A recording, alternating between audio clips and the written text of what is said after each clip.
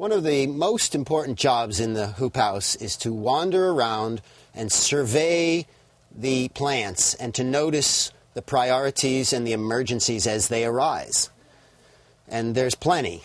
So what I have come to do is train my eye to see emergencies. There's emergencies of dryness, there's emergencies of heat, there's emergencies of cold, and then there's emergencies of crowding or lack of nutrients. So I might look at a tray of a table of plants like this, and I might try to discern which thing cannot wait.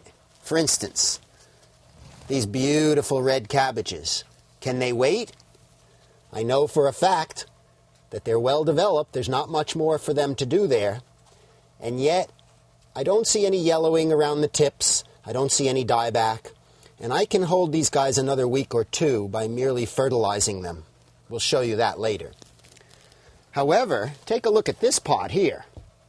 This was a mixed planting of cress and radish and kohlrabi and several other things. It was someone's idea of an interesting mix.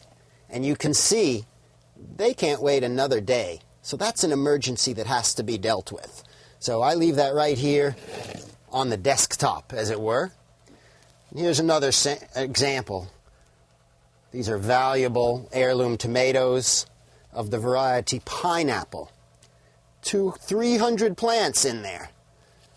That's a highly valuable pot of plants. And again, we see that cannot wait. And my job is to discern these emergencies and priorities without taking a lot of time. Just by surveying my eye across the landscape, I want to be able to tune in and see, as if they were my children, what their water needs, their nutrient needs.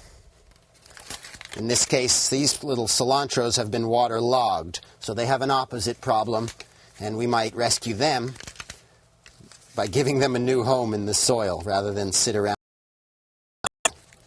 So that's the task of reviewing and surveying and responding to hoop house emergencies in the spring.